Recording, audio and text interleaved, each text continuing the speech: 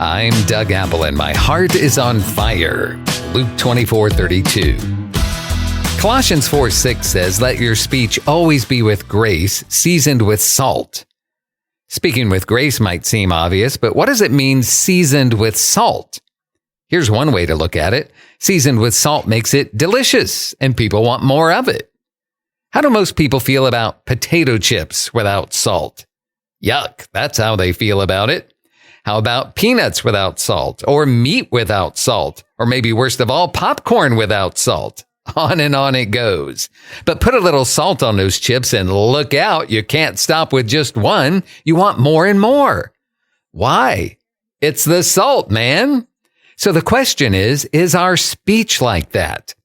Colossians 4:6 says, "Let your speech always be with grace, seasoned with salt." Ephesians 4:29 says that our speech should impart grace. Does our speech impart grace? Does the other person feel the grace when we speak? Are we imparting grace if they don't feel any grace?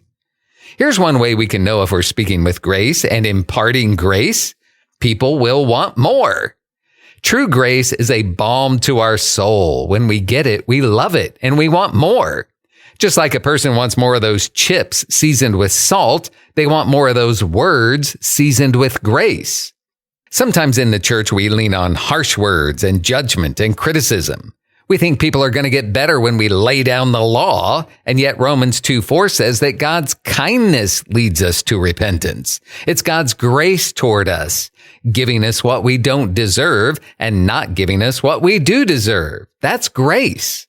So let's do better. Let's fill our speech with grace that it may impart grace to the hearers. And instead of pushing people away, they'll be drawn in and want to hear more, because speaking with grace is like adding a hint of salt. It tastes so good, you just want more and more and more.